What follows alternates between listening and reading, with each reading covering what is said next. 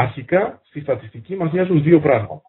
Μας νοιάζει ο πληθυσμός, ή όπως θα το βρείτε και σε πολλά βιβλία, ο αποκαλούμενος στατιστικός πληθυσμός, και το δείγμα μας. Όσον αφορά τον πληθυσμό, κρατήστε το πρώτο εδώ πέρα μπουλετάκι. Ο πληθυσμός είναι το σύνολο όλων των στοιχείων που μας ενδιαφέρουν.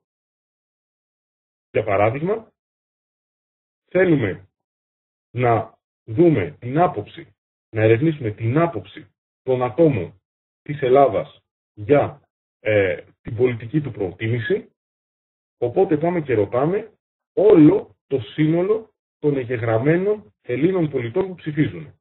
Έστω ότι αυτό είναι 5 εκατομμύρια. Πάμε και ρωτάμε τους όλους και τα 5 εκατομμύρια ψηφοφόρους της Ελλάδας τη γνώμη τους για το ποιο κόμμα θα ψηφίσουν.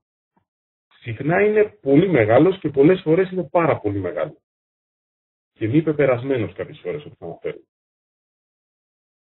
Εδώ πέρα δεν ακολουθούμε τη μέθοδο της δειγματοληψίας, αλλά αν θέλουμε να μελετήσουμε όλο τον πληθυσμό, επιλέγουμε τη μέθοδο της απογραφής. Γι' αυτό είναι και κάτι δύσκολη η απογραφή και πραγματοποιείται κάθε 10 χρόνια. Εκτός από δύσκολο, είναι και πολύ κοστοβόρο και χρονοβόρο. Για να αποφύγουμε λοιπόν και να έχουμε μια πιο γρήγορη και άμεση αντίληψη αυτού που θέλουμε να ερευνήσουμε, έχουμε το δείγμα. Έχουμε δηλαδή τη μέθοδο της δειγματοληψίας.